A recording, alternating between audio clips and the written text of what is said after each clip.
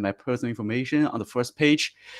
So the target and the aim of this webinar and these presentations is to provide you with a high level and overall pictures regarding the challenges for us to use mmWave antenna systems into the mobile handsets for the 5G communications. Therefore, I will start my presentation and these seminars with a very brief introductions regarding the 5G communications in mmWave frequency bands. And also, I will also talk about regarding the standardization works, how they're going to impact the antenna designs in mobile handsets. And afterwards, we will focus on two specific issues, which is regarding the antenna integration and also antenna designs for the 5G mmWave mobile handsets. And in this part, I will also combine some state-of-art works to give you a few examples how we can tackle some outstanding issues. And later on, we will switch to another important and very interesting topics that we always talk about when we discuss antennas in mobile handsets. That's the user-body interaction. And eventually, I will finalize my talk with a short summary. And also, I will point out a few future works which I think is worth to be further investigated. And hopefully, they can provide some inspirations for your own research. So talking about 5G communications, I believe you have seen these famous triangulars multiple times in the past few years. Basically, this picture describes the three major usage scenarios that defined by ITU, International Telecommunication Union, for the 5G communications, which include enhanced mobile broadband that targeted to provide 1,000 times larger data volumes compared to the earlier generation of cellular networks. And also, we are target for the mass machine type communications that should connect it 10 to 100 times more devices simultaneously compared to the 4G and LTE networks. Last but not least, we have the ultra reliable and low latency communications that aims to reduce the latency for the network about 5 times. However, to fulfill all these target usage scenarios and also the specific use cases, currently there's limitations due to the limited spectrum resources that has become like bottlenecks to further improving the performances of wireless networks. As we know that for example, for the mobile broadband applications, the channel capacity is proportional to the bandwidth that we can use. Unfortunately, the conventional cellular band that we have been used in below 6 gigahertz has become very, very crowded and spectrum resources are extremely limited. Therefore, it will be very hard for us to further improve the bandwidth if we keep staying in the original, in the case, conventional cellular spectrums. And for this purpose, the 5G communication radio frequencies range has been broadened to meet the need for the enhanced data and performances, which is to include the mmWave spectrums into the pictures. As I mentioned, the mmWave spectrum was not really fully used for the earlier generations of cellular network. Therefore, we have still a lot of opportunities and chances to find some frequency band that can be used globally for the operators to deploy their 5G networks, which is a strong enabler for us to support the high capacity communications by deploying those wideband communication network. And in addition, when we go into the higher frequencies, it's a nature that we also start to use a higher or larger subcarrier spacing. And those larger subcarrier spacings can help to reduce the duration, in the symbol durations in the communication protocol, which can also be benefit to reduce the latency of the communication networks. And from the standardization point of view, in the 3GPP specification, so this is the technical specification that usually we refer as 5G standard. So it is fine that if you're not familiar with 3GPP, but as in this context of this presentation, you can just understand it as 5G standard. And the frequency ranges from 24 to 24.25 gigahertz to 71 gigahertz has been specified in the 5G standard as frequency range 2, FR2. Meanwhile, we have frequency range 1, FR1, which is ranged from 0.41 gigahertz up to 7.125 gigahertz. And this frequency range covers more likely this conventional cellular band that we are using in sub 6 gigahertz. And by comparing the frequency ranges in FR1 and FR2, where we can see that we have much wider frequency ranges in FR2, which allows us to have much better opportunities to discover some globally available frequency band to deploy the 5G network. And currently, the FR2 is categorized into two sub-frequency ranges, which simply named as FR2-1 and FR2-2, which have a breakpoint at 52.6 gigahertz. This is simply because 3GPP started to work in the mmWave spectrum standardizations in the lower part at first, and very recently it extended the range of FR2 up to 71 gigahertz. Of course, there are a lot of attractive properties to deploy cellular networks in mmWave frequency band. However, we have to face a lot of challenges as well to going up such a high frequencies. And this include the higher propagation losses in the wireless channel, and that can be contributed due to higher free space path losses. For example, if we assume the antenna gains is constant through all the frequency ranges. And also the transmission losses when the electromagnetic wave propagate through the buildings will be much more pronounced. For example, when the electromagnetic wave propagates through like the window of the buildings or the facade of buildings, the losses become much higher compared to the conventional cellular band in sub-6 gigahertz. And also the shadowing losses and also the shadowing regions due to the buildings and now some small objects even in the channels and even the user body itself, which I will touch a bit later on in these presentations, they will become much more severe. And on top of all these propagation losses, we know that when we talk about mobile communications, we also always have to face a highly random propagation environment. And this can be contributed, for example, the random angle of arrivals and also the random orientations and position for this user equipment.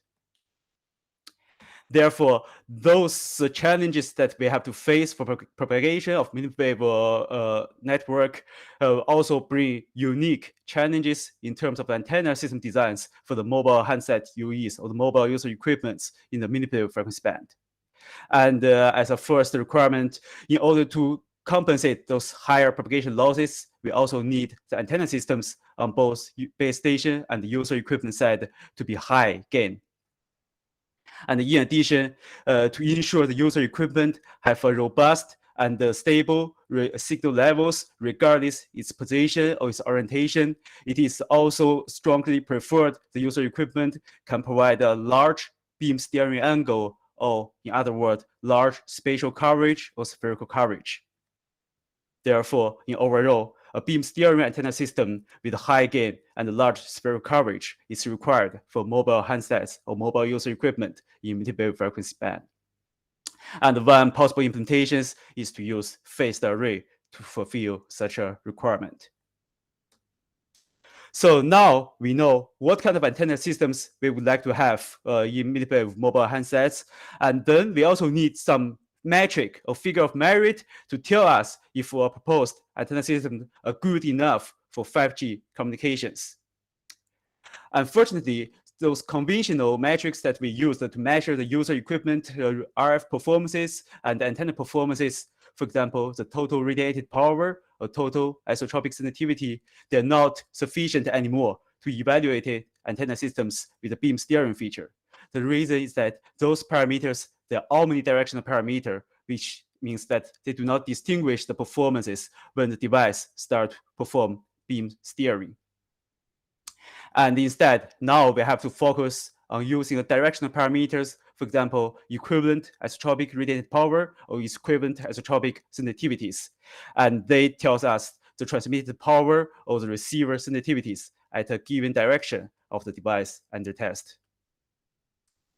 From the standardization point of view, it has been agreed in 3GPP that we should evaluate the spherical coverage of the user equipment by the cumulative distribution function, CDF function of EIRP and EIS over the sphere around the device under the test. And the typical test looks like we'll have, like, for example, a test equipment. It will transmit a downlink signal towards the user equipment. And the user equipment will perform beamforming towards the direction where the downlink signal comes from. And then the test equipment will measure the transmit power or the receiver sensitivities at this given direction. Then we will repeat this measurement around the device in all the spatial points. And eventually, we will calculate the CDF functions. Basically, it's just the probability where the user equipment can transmit a power or have a receiver sensitivity below a threshold values that we are given. So typically, you would obtain a CDF curve like this. And on these pictures, for example, if we take 1 point on this picture, for example, this 70 percentile point on the CDF curve, it just tells us that in the sphere around device, there are 70 percentile of the sphere that device will transmit a ERP value in this picture below 15 dBm. In other words, the device can transmit it above this 15 dBm powers in only 30 percentile of the whole sphere. And as mentioned earlier, that the devices should provide both high gain and also large spherical coverage. Therefore, the 3GPP requirement has also specified on 2 points of this CDF curve in order to evaluate both the gain properties and spherical coverage properties. The first one is on the 100 percentile point of the CDF curve, which basically tells you the peak transmitted power or peak receive sensitivity, and they are also proportional to the peak gain of your antenna systems in the handsets. And in addition, for mobile handsets, for Power Class 3 user equipment, which is designed for the mobile handsets, for example, smartphones, this requirement for the spherical coverage from 3GPP is placed on 50 percentile point of this CDF function. And that means that the device should transmit it over a minimum requirement that's specified by 3GPP, that at least in the half of the sphere that around the device. And on the table here, I just listed the minimum requirement for a few bands that has been specified in the frequency range 2, and to give you a bit feelings what kind of numbers we're talking about here. For the uplink, the minimum peak ERP, which is this 100 percentile point, we have in minimum requirement in the range about 20 dBm-ish. And these numbers are derived based on assumption that each antenna, each phased array in the mobile handsets is composed with 4 antenna elements. And on this 50 percentile spherical coverage point, we have the minimum requirement defined around 10 dBm-ish. And this is derived based on assumption that each mobile handsets have 1 or 2 antenna arrays that are integrated. So for a commercial device, the most simple and straightforward way to obtain a good spherical coverage is to place multiple antenna arrays inside the device that they can radiate towards different orientations. And to just show this simple phenomenon, here I have simulations with 3 different configurations in terms of number of antenna panels and also the orientation of antenna panels. And by comparing their simulated spherical coverage performances, where we can see that by placing the 2 antenna panels that face to front and the backside of the devices, it can improve the spherical coverage about 4 to 3 dBs comparing to the cases where we only have single side antenna panel coverage. And in practical, in the commercial devices, there are a few factors would impact your spherical coverages, which include the number of antenna panels and arrays. And in the commercial phones that support FR2 you can find in the market today, you will typically see there are 2 to 4 antenna panels for each of the phones or each of the device. And then the placement of antenna panels and then the 3 arrays of course matters as well, and they can be typically placed on the front or back side of the devices, or they can also be placed on the edge of the devices. And last but not least here, the phone form factors. When I talk about phone form factor in this context, in these presentations, I refer to the materials that we can use around the phone housings, including the materials we can use for the back cover, front cover, and also the materials we can use around the devices on the bezels or the frame of the phone. Those choice for the materials can have a significantly impact on the spherical coverage and radiation performances of mmWave antennas that are integrated into the device. So from here, I will start to focus a bit more to discuss how this antenna integration and the phone housing would impact the performances of the antenna radiation. And to illustrate this phenomenon, here I show you some simulations that we contributed to the 5G standard, where in these simulations, we simulated the spherical coverage of a few example phone configurations, and each configuration or each simulation assumption here have a unique combinations in terms of antenna panels and the choice of material for the phone housing. I'm not going to the details for each of the simulation assumption here. If you're interested, you can find them in the references that listed on the bottom of this slide.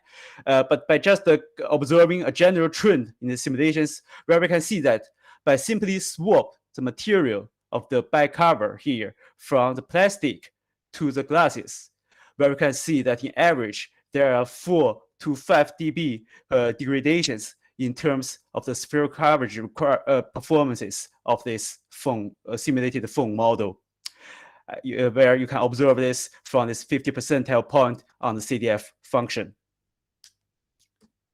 And the reason for such a large performance degradation is that the glass is a relatively high permittivity materials. And in the mmWave frequency band, the glasses typically shows the relative permittivities in the range about 5 to 7. Meanwhile, a plastic has a much lower relative permittivities, which is only about 2 to 3. And those high permittivities can reflect the electromagnetic waves when impinging on surfaces and create strong reflections. And to show the impact on radiation of mmWave antennas, here I simulated a single patch antenna, which is seated on the top corner of a phone PCB at 28 gigahertz. And I compare the radiation patterns in the case that without any back cover, with a plastic made of back cover, and with a glass made of back cover. Where I can see that with the plastic made of back cover, it has barely no impact on the radiation performances of these mmWave antennas. However, with a glass made of back cover, we can see a much stronger back lobes due to reflections of the glasses. Meanwhile, on the main radiation directions, we will see much stronger ripples that appears. And in addition, those high permittivity materials will create and induce a strong surface current that propagate between inside the phone housing. And here is a comparison of a glass made of back cover and plastic made of back cover for the strength of the surface current. We can see that the glass made of back cover induces a much stronger surface current compared to the plastic cases. And this surface current will typically degrade the radiation performances of your mmWave antennas, for example, lower the efficiencies, and also possibly cause interference to other electrical components inside the device. Fortunately, we can already find some possible solutions that have been published, which included to use low permittivity materials, for example, the plastic that I already mentioned, as a phone housings. But unfortunately, this is not always the case, since glass today is a material that's really demand for the high-end mobile phones, and therefore some more decent solutions, including more advanced solutions, including, for example, the antenna on glass technologies, where we can print the antennas on the top surface of your glass, so that the radiations will not be blocked by the glass layer. And those antennas typically need to be made of transparent materials, or they have to be composed by meshed structures so that they can be optically invisible to the user and they will not affect the appearance of the phone design.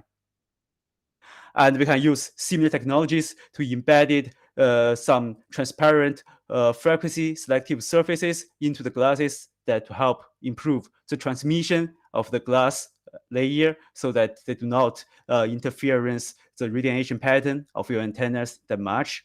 And also it is possible to use some this flexible surface to form some band gap structures so that they can stop the propagation of surface current to improve the radiation performances of the antennas that integrated into the device. But still, I would say this is a field that need further investigations and further works, especially how we can make those methods to be feasible for massive productions and to be feasible to cover different type of phone housing use cases.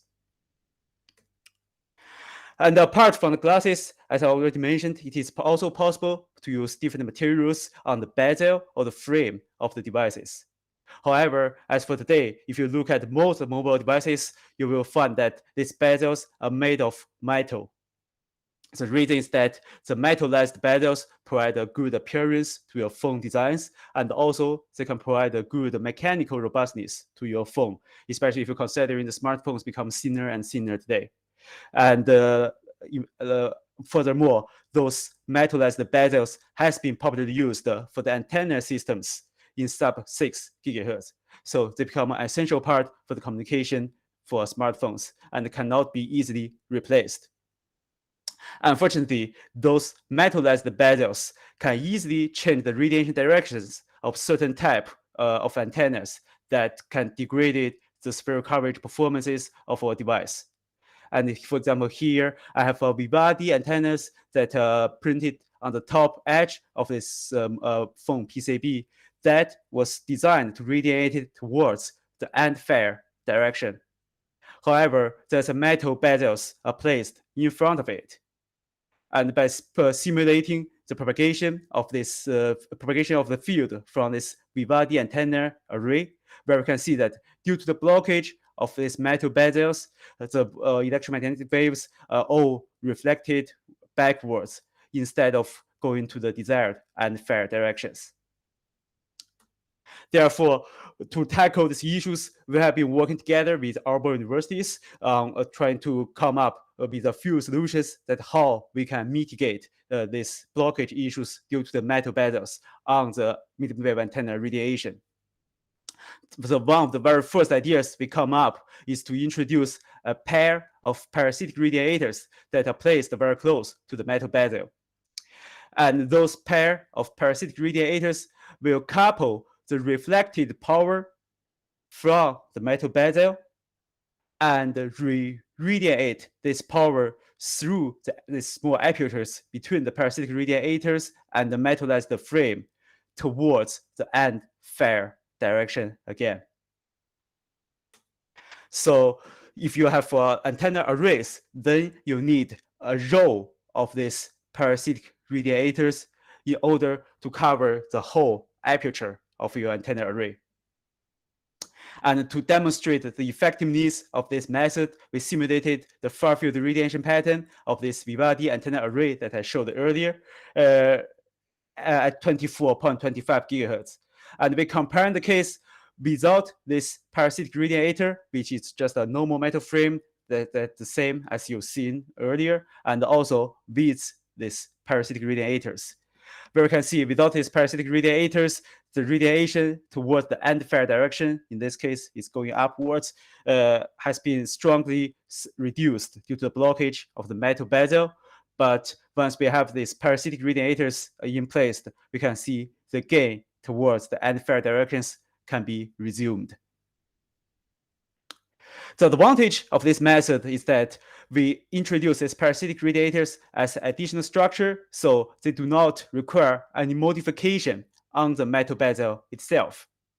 However, on the downside, due to the integration of these parasitic radiators, it will require additional clearances inside your devices in order to have the places to place those parasitic radiators, and also to have these apertures, small apertures for the re-radiation.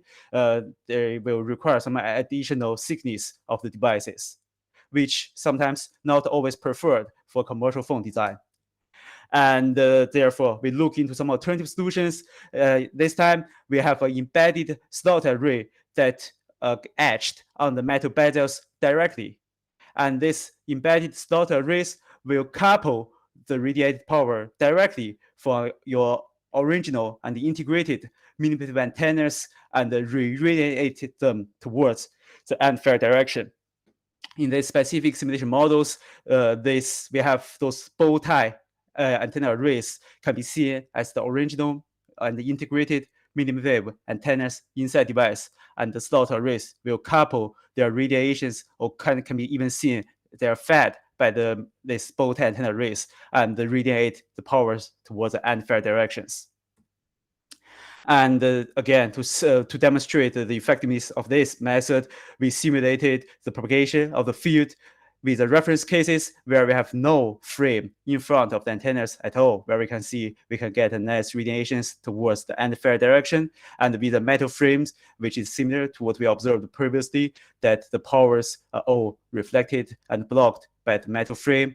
And now with this metal frame with embedded slot, which is shown on the pictures down here, we can observe there's a strong couplings can be observed between the integrated mmWave antennas and the metal bezel in this case, and then the powers can be radiated towards the end fire directions. Compared to the previous method, this idea requires much less clearances, since we rely on the couplings between the bow tie antennas and slot antenna arrays. So it's actually preferred to place them very close to each other. And another advantage of this method is that now this embedded slot array actually can be seen as the main radiator in mmWave frequency band. Therefore, the gain that you can achieve of the mmWave frequency will mainly depend on the aperture of this embedded slot array. Therefore, considering the case that we have a limited number for the integrated antenna arrays, then you can compensate that the gain by have a fairly relatively large embedded slot arrays that are etched on the metal bezel. So we can reduce basically the active element number of active elements that are integrated into the device. Well, both the two previous methods relies on the couplings either from the reflected wave from the metal bezel or from your original or mmWave antennas that are integrated inside the device. As you know that when we talk about couplings in electromagnetic wave, where the distance between your source and your coupled structures are usually quite critical. I mean, a little bit shift or mismatch between your source and the coupling structures will usually lead to a degradation in the performances. And for commercial device designs, this is sometimes we don't really want to see, because that will limit the degree of freedom when we design the device. And so we continue looking into alternative solutions that this time we are trying to make the bezel itself to be transparent to the propagation of electromagnetic waves. Then we can put the antennas and everywhere inside the devices and do not need to be bothered by the relative positions between the metal bezels and the integrated mmWave antenna. And the solutions we come up, it's corrugated metal bezel designs, which look like pictures shows here. The corrugation is just those small slots that we cut it on the edges of the metal bezel, and they're filled in with dielectric. And this idea is inspired by the concept so-called hard surface. A hard surface is a surface that, along with the power density of a propagating waves, has the maximum. So which means that a hard surface would allow the propagation of electromagnetic waves go through it. And the typical hard surface implementations you can find in the literature back in 80s or even 90s, it's a longitudinal dielectric field corrugations, which look like something like this. And in all cases, we can see this metal bezel as longitudinal dielectric field corrugations, but with very thin thickness.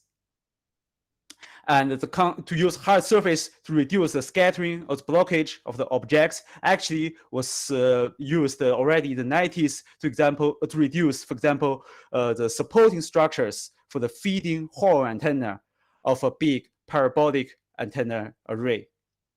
Therefore, we're thinking that we are facing a very similar issue here, and we are trying to migrate the technologies to the mobile devices. And to demonstrate the effectiveness of this idea, we illuminate these corrugated metal bezels with a plane wave this time, and with a horizontal polarized plane wave. And we compare the propagation of the plane wave with a normal metal bezel that without any corrugations, and also with the proposed corrugated metal bezel designs. We can see that with the regular metal bezels, the propagation of this plane wave will be severely distorted. However, with these corrugated metal bezels, the structure itself become almost transparent to the propagation of the plane wave, and we can see the plane wave itself, the phase front, basically have no impacted by the metal bezel in this case. And to further demonstrate these ideas under more realistic scenarios with a mobile phone prototype, and we put them again in front of this Vivaldi antenna arrays that you already seen earlier. And where we can see that now the propagation of this Vivaldi antenna arrays can go through the metal bezels without much interference. So until now, we have discussed how we can mitigate and reduce the impact from the phone housing on the integrated mmWave antenna radiations. And now let's talk more about how we can design a good integrated mmWave antenna from the beginning for the 5G mobile handset applications. Since this is one of the first time we use mmWave frequency band for the cellular communications, it brings some unique challenges and design philosophies comparing to other methods that using this mmWave spectrum, or other applications that has used the mmWave spectrum. As I already mentioned, phased antenna arrays are a good candidate, and you can see them already in the commercial devices in the mobile handset to provide the beam steering and large sphere coverage for the mobile handsets in mmWave spectrums. But to meet the demand of 5G communications, we would like to have those phased antenna arrays to be able to support a wide bandwidth and also to support multi-bands. Remind that the whole motivation, or let's say the major motivation for us to going up such a high frequency band to deploy the cellular networks is to fully use the available spectrums in this mmWave frequency band. And therefore, we do not want the antennas to be a bottleneck for us to further explore the advantages of mmWave spectrum, and therefore the antenna systems should support trying to cover the bands that as much as possible in frequency range 2. Here, I just shows you in the picture a few frequency bands that has been specified in frequency range 2 in mmWave spectrum by the 3GPP specification, or you can say by the 5G standard, where you can see that they are typically ranged from 24 to 30 gigahertz, and somewhere between 37 to 43 gigahertz, and also there are some bands in 47 to 48 gigahertz. We can see that each of the sub-ranges have a fairly wide bandwidth, and they are also separated from each others. And have in mind that this is not even all the bands that we have been specified, and in the futures, we will also see more bands into the picture.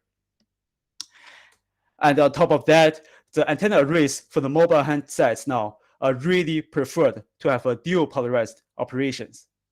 The reason is that in order to support MIMO communications, as you know that in the sub-6 gigahertz, in the conventional cellular band, we support a MIMO communication or support a high rank transmissions through the multipass component of the wireless channel.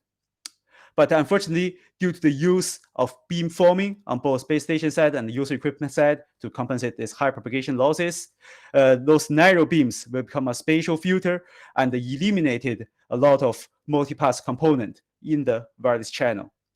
And in this case, when we need to transmit multiple data streams parallelly, the only way we can use is to transmit them on two orthogonal polarization domains. And in addition, it is also a benefit to reduce the polarization mismatch when you have a dual polarized antennas on the user equipment side. And this is become more meaningful and critical when we go into the mmWave spectrums, since the link budget is already very tight in such a high frequency band. And if you look at the commercial devices in FR2 nowadays, you will see that the planar patched arrays are actually popularly used. They are very good candidate to compose a phased array because they have a very low profile as a patch antennas, and they're very easy to be integrated into mobile device, and they're easy to fabricate it. The patch antennas can simply print it on the PCB. And also, a patch antenna usually have a rotational symmetric structure, so they can be easily extended to be a dual polarized operations. But it is also very well known that the patch antennas have a limited bandwidth, especially when the profile is fairly low or the thickness of the substrate is fairly low. Therefore, the bandwidth improvement is the most important issues that need to be resolved for those patch antenna array design. And luckily, we have a very good knowledge, and people have investigated these issues over many years in the history. And I just show you an example here where we try to combine a few technologies into one design to improve the bandwidth and also to enable a multi-band operation for a patch antenna. In these specific designs, we have first designed the stacked patch structures, which means that we have a driven patch element on the bottom that fed directly by the feedings lines, and then we have a coupled patch, which is on the top layers. And in addition, we have a cavity structures that are surrounded this stacked patch layer structure that can create some additional resonance. And there's another advantage to use this cavity structure is that they can ensure a similar radiation patterns at different resonance that this patch antenna can support. And especially when the antenna systems are covering multiple frequency band, could be preferred by the factory standard, because sometimes when your device need to support applications, for example, carrier aggregation, means that the device will transmit and receive a multiple frequency band simultaneously. You would like to have all this band that can transmit and receive from the same direction. So here it's just the photos for the final prototype we could achieve, and the bandwidth we achieved for such a design, it's from 24 to 30 gigahertz, and also somewhere from 37 to 38 gigahertz. That can cover roughly 3.5 frequency bands that has been specified in 5G standard, and that's sufficient to cover most of the commercial FR2 networks that has been deployed in the world right now. However, the bandwidth of a phased antenna arrays is not only limited by the element bandwidth. Actually, the array topology itself also become limited factors for the phased antenna arrays. As you know that for a phased array, it is always preferred to have an inter-element distance roughly in the range of half wavelengths. The reason is that with a half wavelength inter-element distance, we can achieve a high gain, and also we can avoid seeing the side lobes when we perform the beam steering. And but as you can see that this inter-element distance is fixed towards one wavelength or one frequency. So which means that if the antennas need to operate at multiple frequency band at the same times, there will be some performance degradations, especially for those frequency band that are away from the design for inter-element distance. And typically what you will observe is the beam pointing directions will start to shift it, and also the side lobes will start to pop up.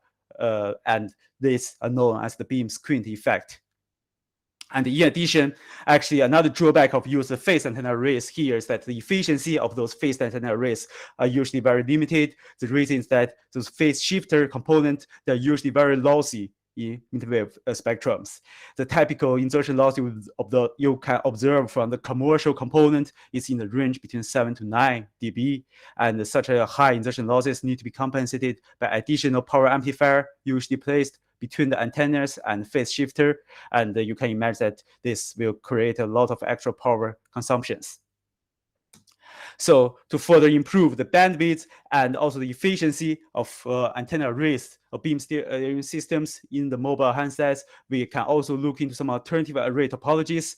And the one idea we come up here is that we compose a few antenna elements that each of the antenna element can provide high gain and large bandwidths.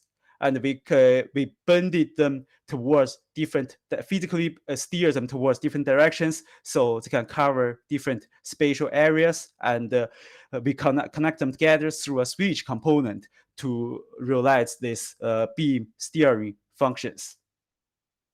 The advantage of such a method is that now we do not rely on the beam steering array, this phased array anymore. So the inter-element distance doesn't really matter. It's not a limitation factors for the bandwidth anymore. And also from the efficiency wise, the switch component you can find in the market at mmWave spectrum, they are much lower, much less lossy compared to the phase shifters. The typical insertion loss of a switch component, for example, a single input full output SP40 switch, has roughly 2 to 3 dB insertion losses in average performance among the commercial components, which is much less compared to the phase shifter, as I mentioned, about 7 to 9 dB insertion loss. Of course, practically, there's many ways you can implement such antenna arrays. Here, I just show you one example where we realize such an antenna array with a few Yagi-Uda antenna element that are bended towards different directions. I'm not sure you can see the antenna structures very clear from these pictures, but if you need more information, you can find them in the papers that are published and listed on the bottom of this slide.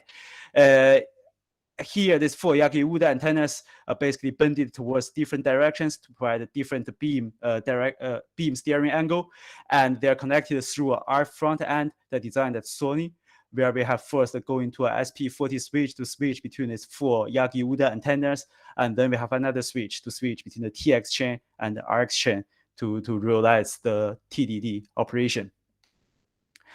And eventually, the performance we could achieve here is that we obtain an impedance bandwidth from 26 to 40 gigahertz, and also we obtain a very stable radiation patterns through the whole bandwidth that we can support. We can also compare the beam peak directions at 26 gigahertz and 39 gigahertz. We can see that they are almost on the same peak directions. And most importantly, those switch components we used here, it's only create an insertion loss about 1.6 dB-ish. So this front-end module is much more efficient compared to the conventional phased array we could use.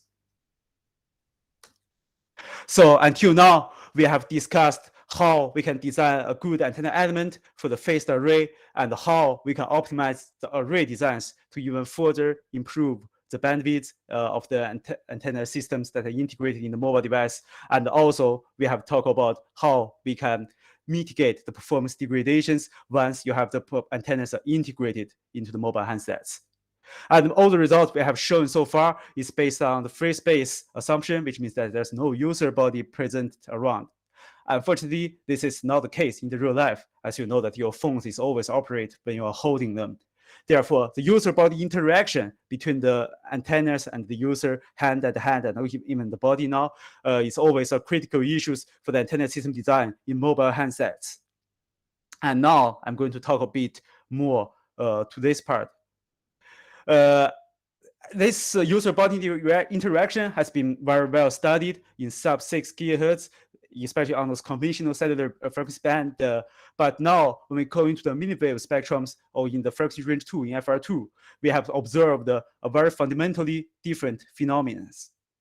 One thing is that when we talking about, for example, this hand effect in the sub-6 gigahertz, we are typically talk about the mismatch, antenna mismatching, and antenna radiation efficiency losses due to the hand effect. The reason is that in the sub-6 gigahertz, your hand is likely to be appeared in the reactive near field of your antennas. And once you have these objects in the reactive near field of the antennas, they will change the impedance of the antennas, which will cause the antenna detune or the mismatch losses.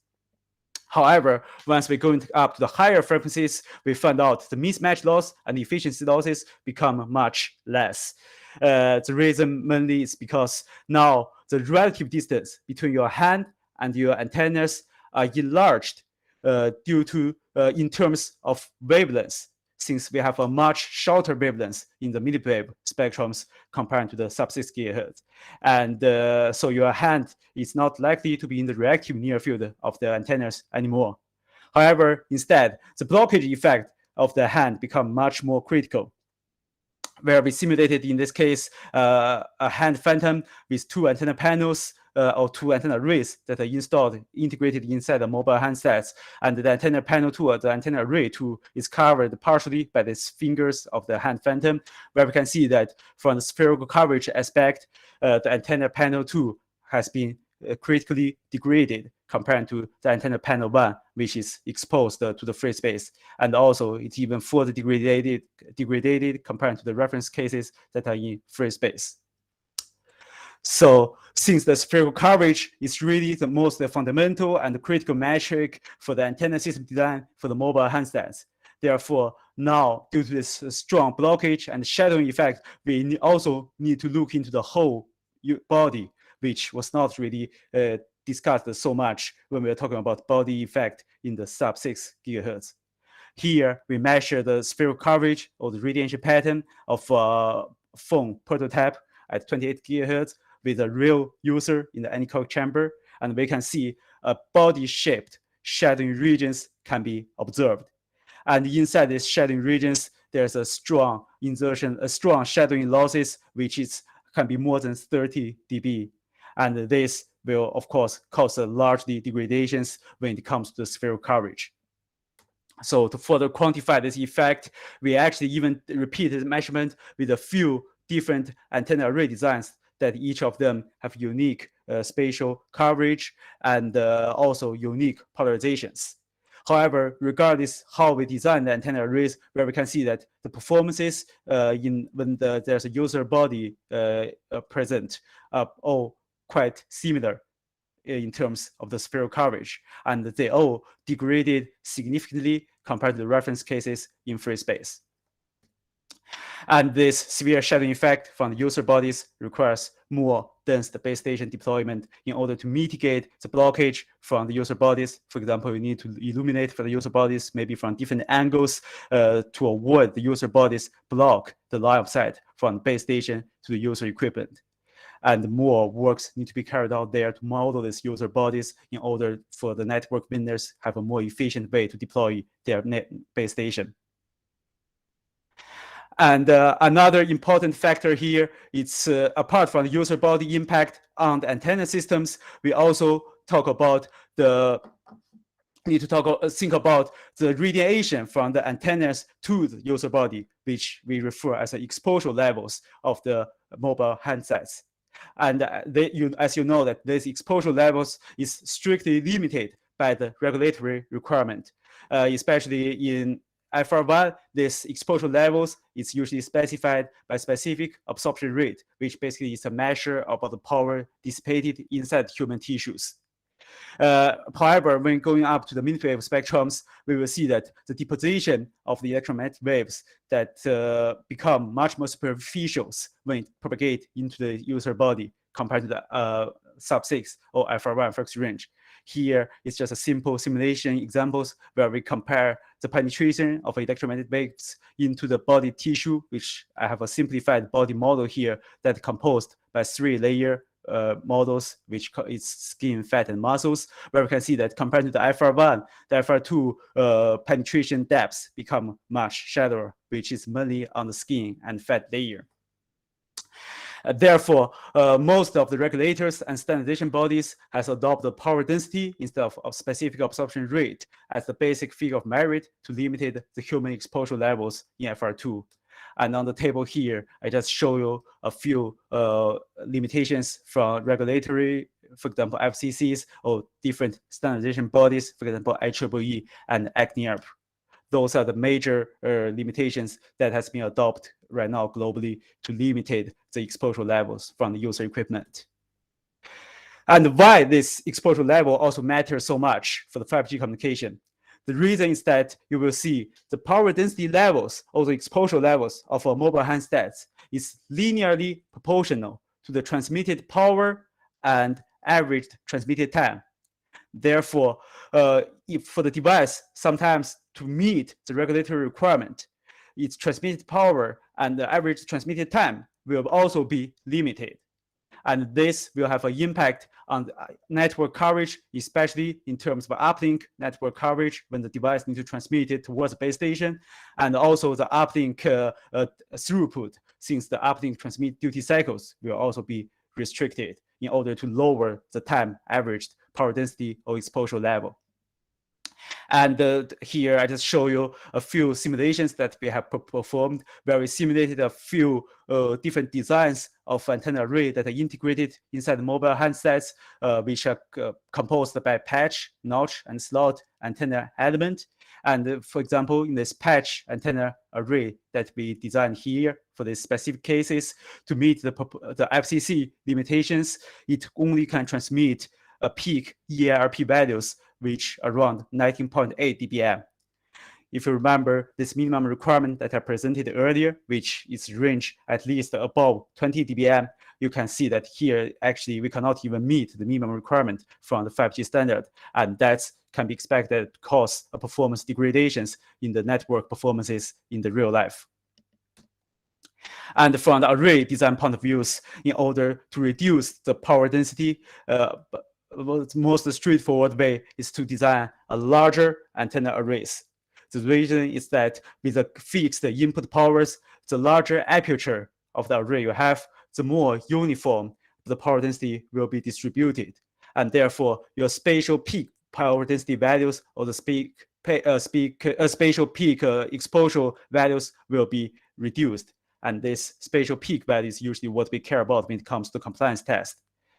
On the other hand, a larger antenna arrays can provide a higher gain in the far field, so they can also be helped to compensate the link budget losses when you have a limited input powers due to the exposure limitations. So with having said that, now I would like to give us to finalize my presentations. And now I'm going to give you a little bit recaps in the summaries what we have talked about. So as you have already seen, the mmWave frequency range has played a critical role for the 5G mobile networks, and those mmWave mobile networks has actually commercially deployed in some countries in the world. Right now, it's mainly in US and Japan, but we will see they will be appear in more countries very soon. And these very important enablers for the wideband and the low latency communications. And to mitigate this challenge, the propagation environment, the antenna systems in mmWave mobile devices should provide a high gain and large spatial coverage. And when it comes to antenna designs, the methodology and the challenges for the mmWave antenna designs are quite different compared to the FR1 antenna designs, and also compared to the antenna arrays that are used for other applications. From the array design point of view, you would like to have a dual polarized wideband and multiband antenna elements to be designed for the phased arrays. And also, the array topology itself can be further studied to overcome the performance limitations in terms of for a conventional phased array. And you need to aware that the performances when the antenna is integrated into a phone housings now can be significantly changed by the materials you choose for the phone housings, and technologies there need to be further investigated to reduce and mitigate their impact. And also, the user body interaction is always a critical issue. When it comes to the FR2 and the mmWave spectrums, we can see that the user body shadowing is now become the major limitation factors for the real-life performances of the mobile device, since it will limit the spatial coverage, and also the exposure restrictions from the regulators will limit the uplink transmitted power and duty cycles of the mobile devices in the real life. And regarding the future works, when it comes to antenna integration, we have mentioned that the integrated antenna itself should be support multiband and wideband, which means that those solutions to mitigate the phone housing and the integration performance degradation should also be able to support multiband and wideband. And this part has not been very deeply studied at this moment. And also, we need to take into account some practical considerations for the actual phone manufacturers. And from the antenna design itself, I think, as I already mentioned, that some other novel array topologies can be further studied and to improve the performances of the beam steering antenna systems inside the devices, and also the compact element with wideband and dual polarizations can always be a classical topic to be further investigated. And from the user body effect aspect, I think more accurate modelings for under different usage scenarios, different use cases, for example, how you hold the phones in your life, need to be further studied in order to provide better modelings for the network deployment. And from the exposure limitation aspect, apart from the array design itself, to lower the exposure levels, actually the test of the power density is very time-consuming and complex procedures. The test reductions should be further investigated in order to save the time and development for the mobile handsets. So, as a final acknowledgement, I would like to thank my colleagues at Sony for their contribution to this work, and also I would like to thank the members from our universities and also the members from academic researchers research for the wordable discussions that contributed to the works that I have shown in some of this in these presentations. And eventually, I would like to thank Dr. Sadeto and Dr. Azrim to invite me for these presentations, and I would like to thank IEEE APS young professional ambassadors to offer me these opportunities to give this talk. And if you'd like to learn more about IEEE APS activities and young professional ambassador activities, you can find some information on the link below shows here. Thank you. That's all. Wow, thank you so much, Dr. Kunzal. Thank you for the acknowledgement, and thank you for the very great presentations. So now I open up the floor for any questions from the member. Oh, okay, we have our first one, Dr. Azremi. Hello. Hello, Azrimi. Hi, Kunzal. How are you? I'm good. How are you? Okay, yeah, fine, good. Thanks for your very nice presentation. Well, I mean, I think we are in the same field. We have been doing this for many years, and then when I was studying over there, and then I think this is still very interesting until now. Yes. Probably one question about the you mentioned just now the one way to mitigate the effect of phone housing is actually by having this antenna on display, isn't it? Yes. And the once you place those antennas on the surface, but then probably you have closer to user's hand or fingers, so that probably giving another impact. I mean, you are removing the effect of casing, but on the other hand, it's become closer to the user hand. So can you give some comments on that? Thanks. Yes, that's definitely could be a critical challenges to use those antennas on glass or even antenna on display technologies. One possible solutions to avoid these deviations is to have multiple antenna arrays that to be integrated into the mobile device, or to have multiple antenna arrays that are printed on top of the glasses. So you can provide some diversity gains when part of the antenna arrays is blocked, and then you could switch to some other antenna arrays. So that's, I think, one way to avoid these issues that you just mentioned, Azrim. Yeah. Okay. All right. Thanks. I think that's all from me as of now. Thanks. Thank you. Yeah. Nice meeting you. Thanks. For any more questions before we end the webinar, because we actually reached the time. And don't forget to all the audience to fill up the Google form so that we can send the e-certificate as well as the recorded version of this webinar. Do you mind, Dr. Kunzal, to share your slide presentation to all the audience? Yes, I can prepare a version that can be shared with you guys, no problem. But just allow me a couple of days for that. Is that okay? Oh, yeah, sure, yes, that's okay. Yeah. Any more questions? Or perhaps that we can take a pictures now. Oh, that's great. Okay. So now I think perhaps there's no more questions from members of from the audience. So I hope that everyone can turn on your camera so that we can take the final photo with our FPS member. The clues are here. Let me see. Change the layout.